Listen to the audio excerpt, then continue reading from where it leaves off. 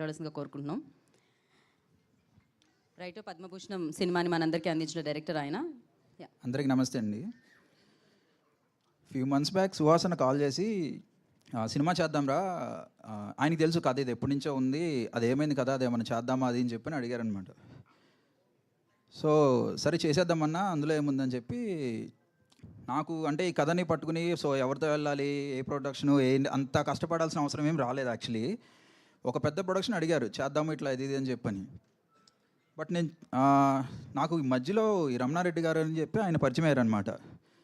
ఆయన ఇట్లా వంశీ గారు ఉన్నారని, వంశీ గారితో ఇట్లా వెళ్దాము అది అని చెప్పంటే అప్పుడు ఆలోచించాల్సి వచ్చింది. యాక్చువల్లీ సరే పెద్ద ప్రొడక్షన్ ఏంటి, అటు వెళ్దామా లేదా ఇట్లా వంశీ గారితో వెళ్దామా అని చెప్పి ఆలోచిస్తే మాకు అనిపించింది ఈ సినిమా ఎక్కువ జనాలకి తీసుకెళ్ళగలగాలి. సో వంశీ గారు, బన్నీవాస్ గారు ఇట్లాంటి వాళ్ళు ఉంటే వాళ్ళు కరెక్ట్గా తీసుకెళ్తారు అని చెప్పి అనుకుని ఇట్లా వచ్చాం sir. Sir thank you so much sir, తెలుస్తుంది క్లియర్గా మీరు ఈ సినిమాని ఏ రేంజ్లో తీసుకెళ్తున్నాను అనేది.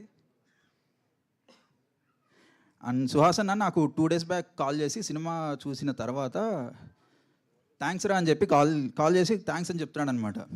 రైటర్ పద్మభూషణ్ చూసినప్పుడు కాల్ చేసి చెప్పారు నాకు ఇట్లా థ్యాంక్స్ అని చెప్పి. మళ్ళీ ఇప్పుడు చెప్తున్నాడు సుహాసన్న, అన్న నువ్వు చెప్పడం కాదు, నేను నీకు 100 times చెప్పాలి, నాకు ఆ గ్రాటిట్యూడ్ ఉంది నీ మీద. సో నువ్వు ఇంత కాన్ఫిడెంట్గా ఉన్నావు అంటే సినిమా ఖచ్చితంగా బ్లాక్ బస్టర్, నాకు నమ్మకం ఉంది. థ్యాంక్స్ అన్న.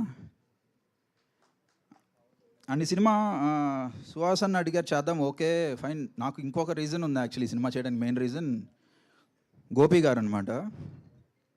ఆయన కలర్ ఫోటోకి కో డైరెక్టర్, నేను అప్పుడు అసిస్టెంట్ డైరెక్టర్ని. నా రైటర్ పద్మభూషణ్కి కూడా ఆయనే కో డైరెక్టరు. ఆయన తెలుసు నాకు, ఆయన ఎన్ని కష్టాలు పడ్డారు, ఎంత హార్డ్ వర్క్ చేస్తారు. ఆయన ఎప్పటి నుంచో ట్రై చేస్తున్నారు చేయాలి అని చెప్పని. సో ఆయన కోసం ఈ సినిమా ఇంకా పెద్ద హిట్ అవ్వాలని కోరుకుంటున్నాను నేను. All the best bro.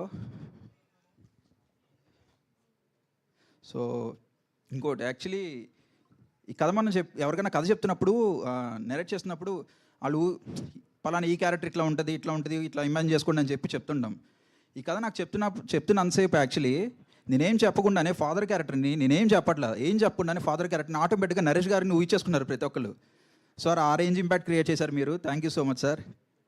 And producer Narendra గారు, ఆయన స్టార్టింగ్ కలిసినప్పుడు ఆయన ఒకటే అన్నారు, సార్ డబ్బులు ఇవన్నీ కాదు సార్, బ్యానర్ నిలబడాలి, మంచి సినిమా తీయాలి సార్ అని చెప్పి అన్నారు. సార్ మీరు అట్లానే ఉండండి, all the best sir, hit కొట్టబోతున్నారు.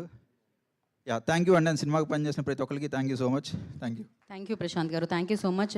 So మంచి కంటెంట్ ఉన్నప్పుడు దాన్ని చాలా చక్కగా టేక్ ఆఫ్ చేసి అండ్ థియేటర్లో ల్యాండ్ చేసి ప్రేక్షకుల వరకు తీసుకెళ్తూ ఉంటారు అనమాట. ఇంకా కొంచెం సేపటి తర్వాత